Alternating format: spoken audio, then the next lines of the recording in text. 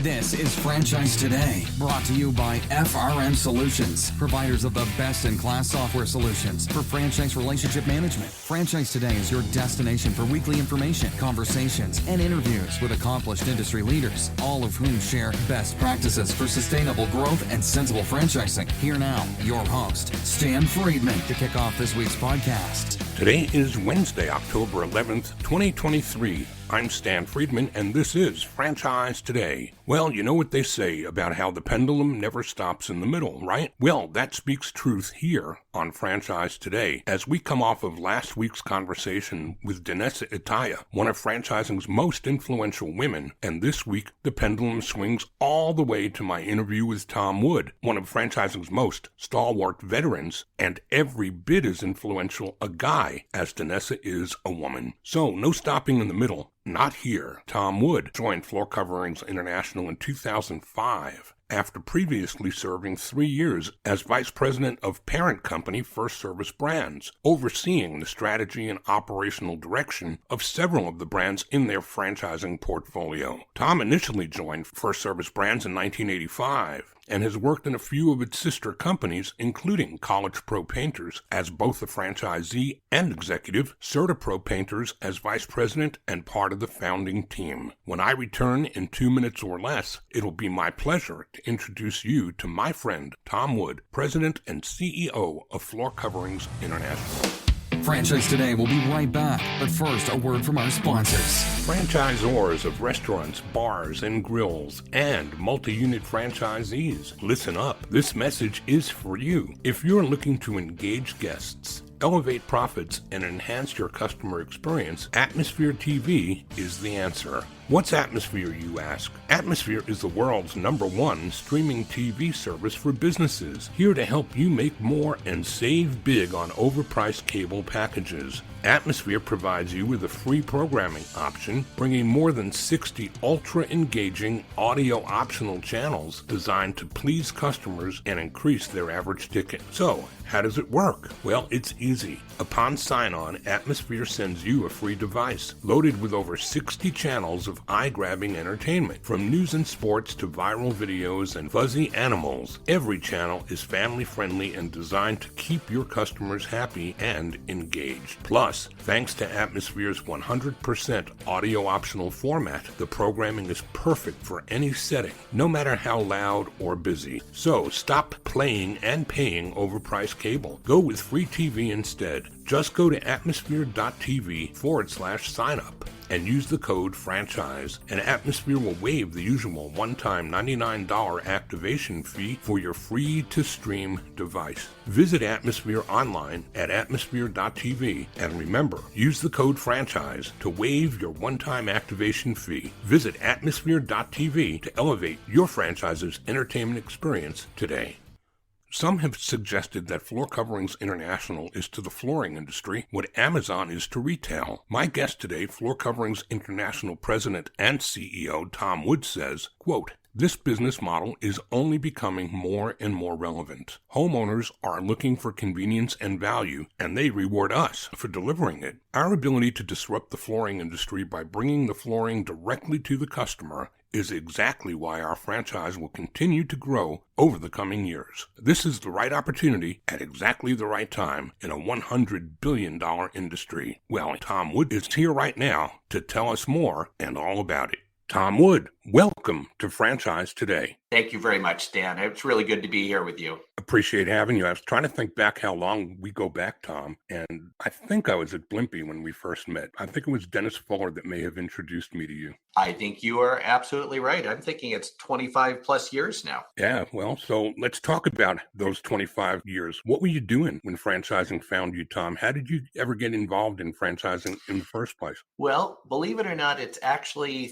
38 years now for me that I've been in franchising. I was a college student up in Boston University. I was a music student, believe it or not, and had to pay my way through school and was looking for an opportunity that I could earn the most amount of money possible in my summer break, to, of course, be able to pay for school like many of us did. And while I was looking for a job, I came across a franchise company that was hiring people. The company at the time was CertaPro Painters. I started out the first summer painting houses, literally, and realized I kind of had a passion for the business, not painting so much, but the business and home improvements, and got my first franchise in 1986, believe it or not. And was that in Florida? Where were you then? No, that was in Boston. In So I was Boston. in Boston. Yep, had my first franchise in 1986 and 1987. Then in the end of 1987, I went to work for the parent company and worked with them up in Boston for a few years. I, for some reason, had a feeling that you had spent some of your time, early time in business in Florida. Well, I did. In 1990, after a couple of years working for the corporate headquarters, I still really had that entrepreneurial itch where I wanted to be running my own business and running my own shop. I had enjoyed it in those early years and wanted to get back to it. So my wife and I decided, let's move down to Fort Lauderdale. She got a job with the Florida Philharmonic. She's a musician as well. And I started a painting company in 1990 there. Back to my roots, essentially, and had a really solid first 2 years of running a home improvement business. And in 1992, a couple of the folks that I had worked with in the 80s at CertaPro Painters called and said, hey, tell us about the business. Is it successful? We shared some notes and they said, look, let's start a full-time painting franchise, which became the CertaPro Painters brand that we launched in 1992. So I got back into franchising again after a very, very short 2-year period of time off running my own business. And that consortium, that was the early days of CertaPro, were with the same people that you're still with these days with FirstService? That's right. I have been with the parent company since 1985, but ironically, it wasn't really a parent company back then.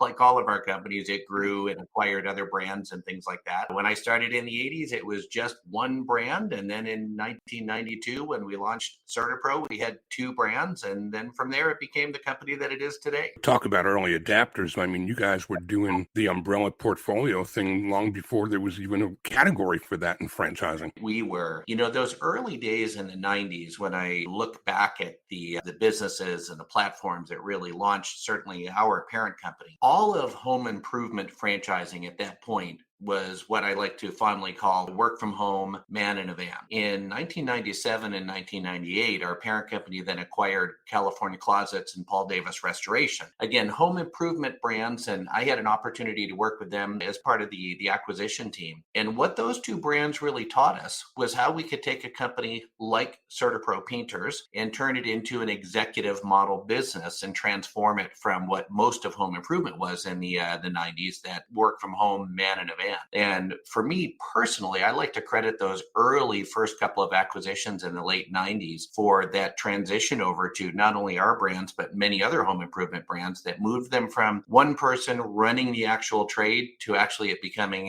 the executive model opportunity that it is today. And that craze has not slowed down at all. The man in the van and transformation from that to the fragmented businesses where, I don't know, it seemed like every year Delta would lay off some pilots, 20 new construction companies were born. And you'd always find people just buying a job, and literally they were not in business at all. They were working in their business instead of on it, which we both know doesn't work. I agree with that. So talk about those early years, Tom, and what did you do to wind up at the helm as CEO of Floor Coverings International? Well, those early years, and for me, when I look back on my career, I look at 1992 up through 1997 and my chapters, my history, if you will. Those were the years that really I and the folks that I had the opportunity to work with, that we really learned franchising. So we knew home improvement. We were very good at the skill of running the businesses. We understood the trade, but we didn't really understand full-time franchising back then. So myself, and certainly one of the gentlemen I had the absolute blessing to be able to work with, Charlie Chase, a few others, we learned franchising in that period of time. And that's the early years of when the IFA first started to really grow and mature. And I like to look back and say there was some really good mentors, not a lot of great training. So we made a lot of mistakes. We had some good wins and some good successes. But from 92 to 97, we took that brand, CertaPro Painters, and moved it from the first couple of franchises. I think we had 6 in 1992 that we started with, to by the time we got to 1998, I think we were up to around 100, essentially. nicely. And then from that point forward, we started to transition the brand again into that executive model type business that we see that CertaPro Painters has today. And then what was the Franchise Development Center, Tom? I don't remember what you were doing, what that was. Sure. So I mentioned a moment ago, it was 1997 and 1998 was the time frame that we started to acquire some other brands. So in that time frame, we had CertaPro Painters. We had acquired a company called Neutralon, which was a Canadian lawn pest service, organic products and such. We acquired California Closets, we acquired Stained Glass Overlay, and we acquired Paul Davis Restoration. And at the time, when we looked at the brands that we had in our portfolio, we felt very strongly that all of the brands were very, very strong operationally. We knew how to lead franchisees, we knew how to train them, we knew how to help them and support them in the operations. But one area that all of the brands was missing was a good, strong franchise development program and system to be able to take the brands and expand them. So 1998, I essentially left CertaPro from that full-time position that I was in, started a startup brand essentially underneath our portfolio, the Franchise Development Center. And what we did for the next 6 years was really focus on growing and expanding those brands. So we took all of the franchise development efforts for those different brands and put them into the Franchise Development Center. That was one of the very early platforms, if you will, of consolidated franchise development. I remember back to those days, and I was at Blimpie for sure, because that's what I remember most, is you coming to the Southeast Franchise Forum and talking up all the revolutionary insights that were coming forward from your work across the multiple brands and sharing with us the stats that we now go to Franchise Update to get on a global level, right? That's right. Early pioneer days of that type of thinking, for sure. So move the ball forward for us from there. And what was another mile marker along the way that you'd call the next milestone? Yeah, in 2004, we acquired two more additional brands under FirstService Brands. We acquired a company called Pillar to Post Home Inspections, and we acquired a company called Floor Coverings International. At that point, while I was running the Franchise Development Center, I was also working with several of the brands and the integration strategy. They were reporting to me, if you will. But one of the brands that was reporting to me at that point was Floor Coverings International. And in 2004 and early 2005, I just got really fired up for the opportunities that we saw in the flooring industry. And at the time, I used to say it's virtually identical to the painting industry. And the way that I described it was it's $100 billion category, incredibly fragmented, that no competitor has any real market share. But I was really getting enthralled with the flooring category and the opportunities that we saw. So in early 2005, I essentially moved over, left my other responsibilities and moved into Floor Coverings International as the CEO at that point. We were an extremely small brand. We had about 40 franchisees. I think in 2005, we did $19 million total in system-wide sales. But what we had really was a landscape in the flooring industry with a mobile franchised platform that we thought we could really grow. So I moved over in 2005 and have been CEO of Floor Coverings International since then. On the consumer side of Floor Coverings, what are some of the unique competitive advantages? I kind of remember you guys would bring a showroom to the home or something like that, catalog to the home. That's right. So a vast majority of the flooring industry is what we describe as retail based, meaning if you want to get floors for your home, you go to a store, you choose the floors there. They have lots and lots of options. But one of the primary challenges, actually, there's two primary challenges. The first one is choosing a flooring product in a showroom is not ideal because generally the lighting is different and it doesn't really emulate what you're going to have in your home. The second challenge with the retail model is once you choose your flooring product, how do you actually get it installed? Because most retailers don't have an installation component. What they'll do is they'll provide you a list of potential flooring installers, subcontractors, if you will, and they'll help you get coordinated, but you're really overseeing the installation yourself as a consumer. We looked at the flooring category and said it can really operate the exact same way that CertaPro Painters, California Closets, and then many other brands that would be similar, meaning it can be a mobile platform. So we developed what we call a mobile showroom. We have a small van that essentially goes to a customer's home with roughly 115 different flooring samples, which includes over 3,000 SKUs, if you will, when we bring in variations of color and such along with it. But what that mobile flooring showroom does is really provide the homeowner with a unique opportunity to choose high-end exceptional flooring in the comfort of their own home so that they can see it in their own lighting, with their own decor and such. And it has really been an advantageous model for us. Of course, what we also do is turnkey all of the tear out of the existing floor and installation of the new floor, all in one package for the consumer. And it really does give us a good, unique competitive advantage. Absolutely awesome. And it makes nothing but sense, which I guess is why a guy like Charlie Chase put all this together at some point in time. That's right.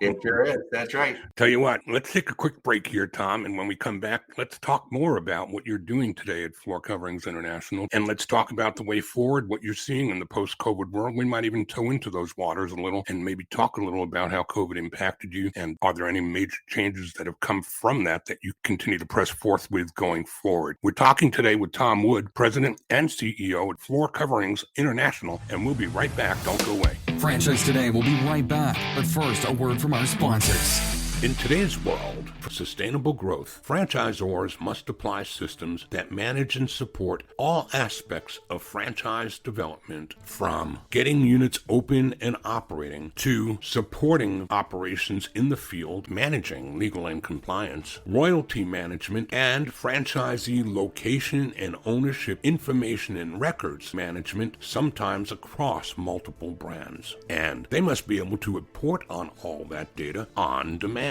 Are you confident that your current tools are delivering that to you today, much less achieving it to your satisfaction? Well, time to say hello to FRM Solutions, because FRM does all that and more. With open APIs, associated data can be pushed or pulled from anywhere to FRM. That's why franchise administrators, legal teams, and franchise executives at some of America's largest and multi-branded portfolio companies rely upon FRM Solutions as their single source of truth. And if that's not enough, FRM can identify single or multi-unit franchisee records across multiple brands within your portfolio of concepts, delivering you the power of one, the one and only tool for seamless multi-brand franchise relationship management. And that power of one applies too if you're an established and fast-growing single concept franchise. In either case, FRM scales with your company and helps you grow your business. Forget about building a custom system and say good riddance to inflexible products. FRM is customizable and upgrades are included. It even integrates with Outlook, Gmail, and text messaging, making it fully functional within your native environments. It's time to simplify your life and compound your success. Do it today with the power of one, and that one is FRM Solutions. Find them online at frmsolutions.com and order up a demo today.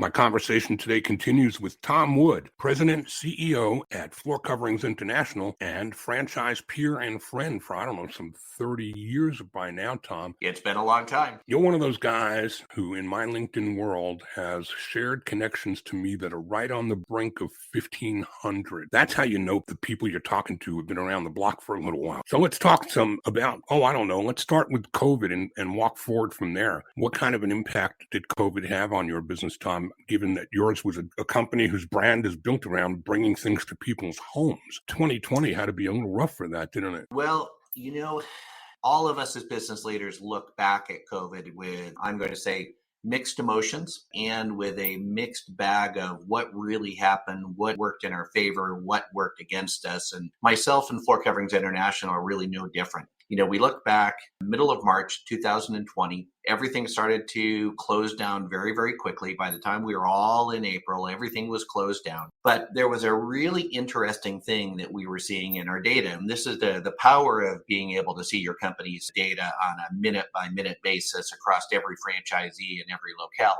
And what it was that we were seeing was that all of our franchisees, certainly at our urging and direction, turned off their marketing and advertising once they got into the month of April. We thought everything was shut down. We're not going to be going to people's homes. So there's really no need for our franchisees to be spending money at that moment on advertising, certainly when we didn't know what the next step was going to be. But what we saw was, certainly by the middle of April, is we were still getting what I would describe as a robust number of customers across all of our locations that were still going online and booking appointments for people to come to their home. It was a very interesting phenomenon. On one hand, all of us are supposed to be working from home. Our franchisees are supposed to be essentially closed down, while the world is dealing with the early stages of the pandemic and the uncertainty. But customers were saying, I'm home, I'm still employed, I'm going to use this time to get home improvements done, and I don't actually have a problem with you coming to my home. So we watched that very closely. And I remember there was a fair amount of confusion for those of us here at Floor Coverings International of what was really happening. By the time that we got to the beginning of May, many, if not most of our franchisees were reporting that, number one, they were working. Number two, customers were asking them to come to their home.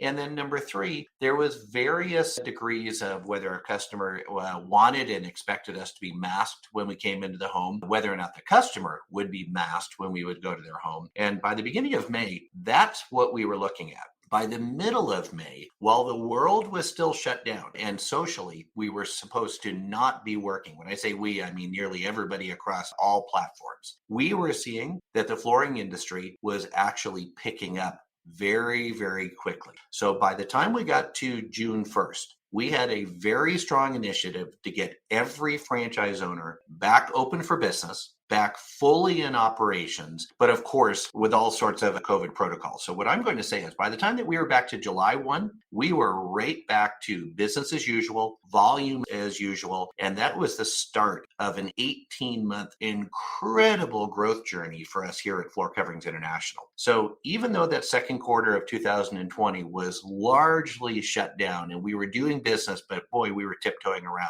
By the time the end of the year came, we still grew 9% that year, which we thought was phenomenal. Then we followed that up in 2021 with we grew 53% on top of the 9% that was on top of 21% in 2019. So we certainly knew at that point, heading through 2021, just for historical reference, it wasn't until March and April of 2021 that the vaccines were first released. So even through most of 2021, it was still work from home and things like that.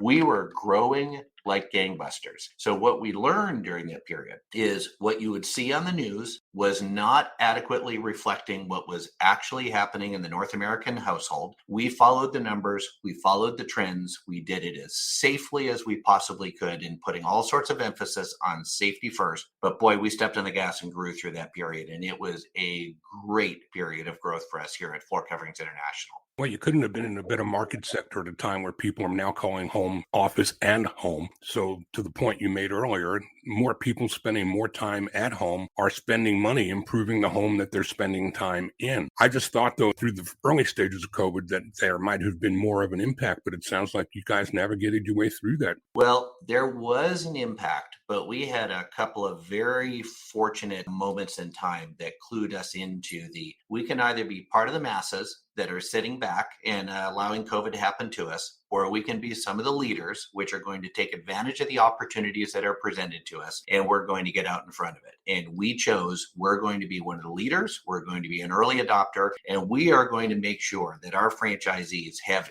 every opportunity to grow and prosper. And that was what was at the root of it, is we were not going to sit by as a franchisor and allow franchisees to be harmed by something that was happening environmentally if there was something we could do about it. And that was our launching pad. We actually had what we called in June 2020, we coined the phrase of getting franchisees back up in operations, Operation Slingshot. And it was a 30-day initiative to get every franchisee from June 1st all the way up through June 30th back fully in business, their marketing turned back on and operating safely. And boy, it really helped us. What do you think were some of the things that have been eye-openers for you post-COVID in terms of changes to how you conduct your business that are sticking even post-COVID, that you don't need to do them anymore, but you are still following some of those disciplines? Are there any that come to mind? Yeah, there's a couple of things. And I'll start up by saying that they're not really COVID related, but it was the COVID situation that brought these to light. We are very disciplined now, as we will pay attention to what's in the news and we will pay attention to what's being reported economically as such. We're going to watch our own numbers and our own customer behaviors and use those as a first leading indicator, and then use what's on the news and use what's being reported in the economy as a secondary piece of an indicator. And what I mean by that is what we learned in that early stage of COVID was the news was saying everybody is staying and working from home. But what the data was showing was that people were actually out and about and that they wanted people to come to their home for home improvement. So we learned very quickly, trust our data and verify, of course, but move quickly and respond on the best possible data that you have available. It doesn't come as any surprise to me that somebody with your background in franchise sales and development has the discipline to follow the behavior, not the spoken word. Yes.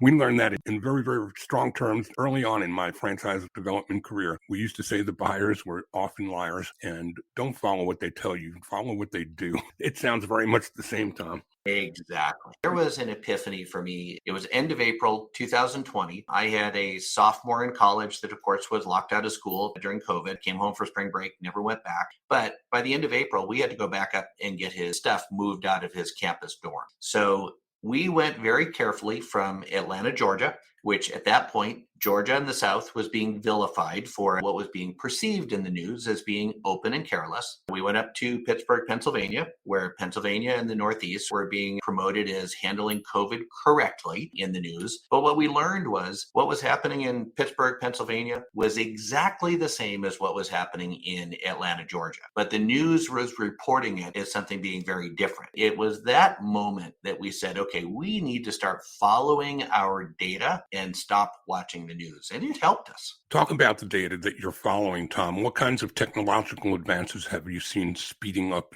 at an incredibly faster pace than even before? Technology to me has been escalating year over year at a really phenomenal rate before COVID, but post-COVID, it seems like the things that were already moving quickly escalated even further. What's your view on that? For sure. The data is extremely helpful, and certainly in our industry and in home improvement, it's understanding neighborhoods, it's understanding segments of demographics and who's responding which way, essentially, and then being able to take that data and act on it very quickly. It could be very, very simple things in our world, like when you start to get customer inquiries in a certain part of town and certain subdevelopments, and you're getting multiple, that's a leading indicator that that subdevelopment or that area of town that was developed largely at the same point in time is now starting to move into a remodeling stage. So very quickly, shift your marketing, shift your advertising, shift your PR into those neighborhoods and those areas. But another thing that we also learned is that there was different customer segments of demographics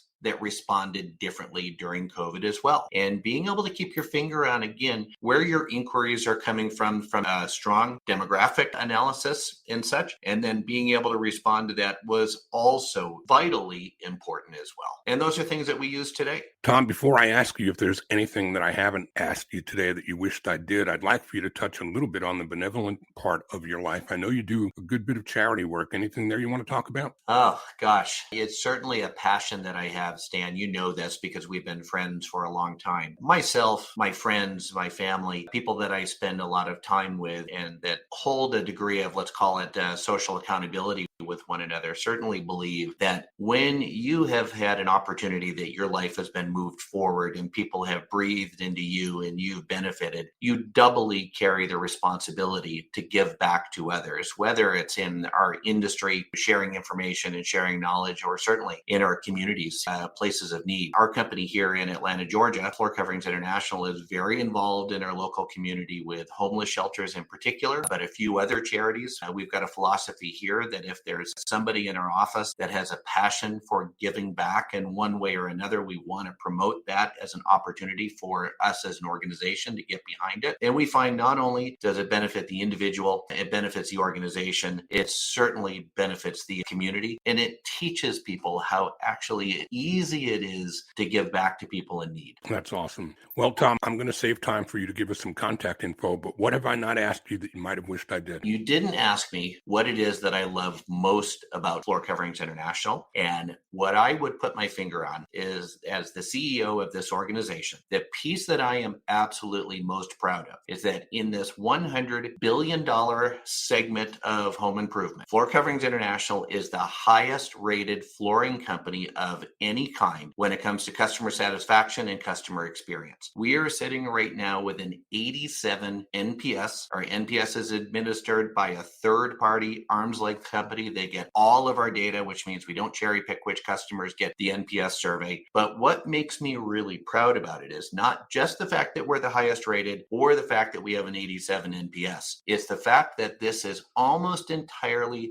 franchise owner driven. There is very little that I or anybody at our corporate headquarters actually has to lead or do or reinforce for our franchise owners in their community to maintain that standard of being the very, very best for customer experience. And that, as a CEO that is getting in the latter years of my leadership, is the piece that I am absolutely most proud of here at Floor Coverings International. And for the benefit of those who don't know, the acronym NPS is Net Promoter Score. Is that right? That's right. Well, Tom, nothing left for me to ask you other than how do people find you again if they want to learn more? Goodness, there is two easy ways. floorcoveringsinternational.com. We have all sorts of methodology to reach us there, or somebody can come to me directly at twood@floorcoveringsinternational.com. How many units are we up to, Tom? We'll have 250 operating units by the time we get to the new year, January 1st of 2024. But that shouldn't dissuade anybody from thinking, oh, they're sold out, there's no more room here. Oh, no, we have another 200 to 250 open territories that we are assertively looking to fill.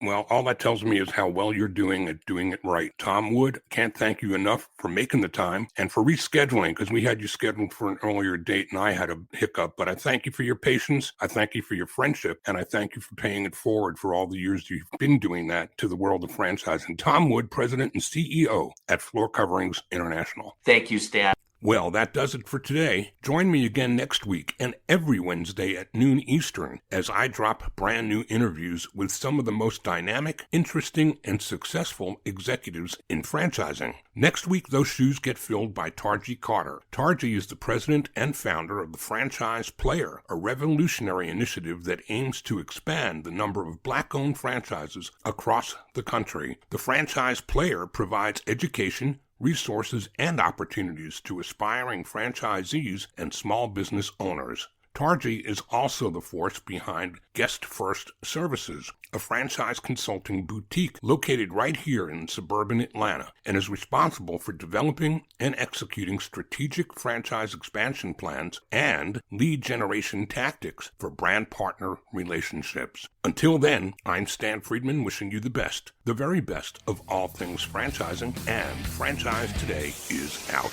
Franchise Today is a production of FRM Solutions, providing best-in-class CRM tools to empower relationships with prospective and existing franchisees. No excuses, just solutions. Find them online at frmsolutions.com. Join Stan every Wednesday at noon Eastern for another live episode of Franchise Today. Or, as always, download episodes on demand at blogtalkradio.com or iTunes. When you're part of a military family, you understand sacrifice and support. So at American Public University, we honor your dedication by extending our military tuition savings to your extended family. Parents, spouses, legal partners, siblings, and dependents all qualify for APU's preferred military rate of just $250 per credit hour for undergraduate and master's level programs. American Public University. Value for the whole family. Learn more at apu.apus.edu/military.